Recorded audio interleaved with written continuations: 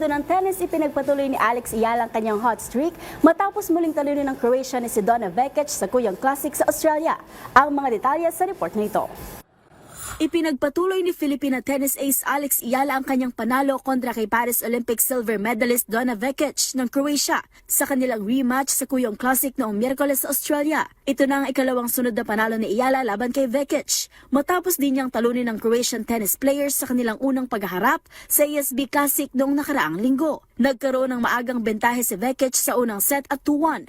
Subalit bumawi si Iyala at napalulunan ang sumunod na 4 na games para makaabot sa 5-3 lead. Isang error mula kay Vekic ang tuluyang nagbigay daan kay Iyala para makuha ang unang set at 6-3. Muling nanguna si Vekic sa ikalawang set sa pamagitan ng 2-0 lead, ngunit nakabawi si Iyala at kinuha ang 4 na sunod na games para umabante sa 4-2. Nakitang diinan ng laban sa sumunod na game matapos umabot sa 5 dusas, kung saan nakabawi si Vekic at pinaliit ang agwat sa 4-3. Gayunman, muling nakapagbukas si Iyala ng lamang na 5-3 bago tinapos ang laban sa deciding game sa pamamagitan ng malakas na forehand at mga error mula kay Vekic. Ang Kuyong Classic ay isang invitational tournament na nilahukan ng ilang top tennis players sa mundo at nagsisilbing pagsasanay ni Iyala para sa kanyang kauna-unahang Australian Open main draw appearance sa buwang ito.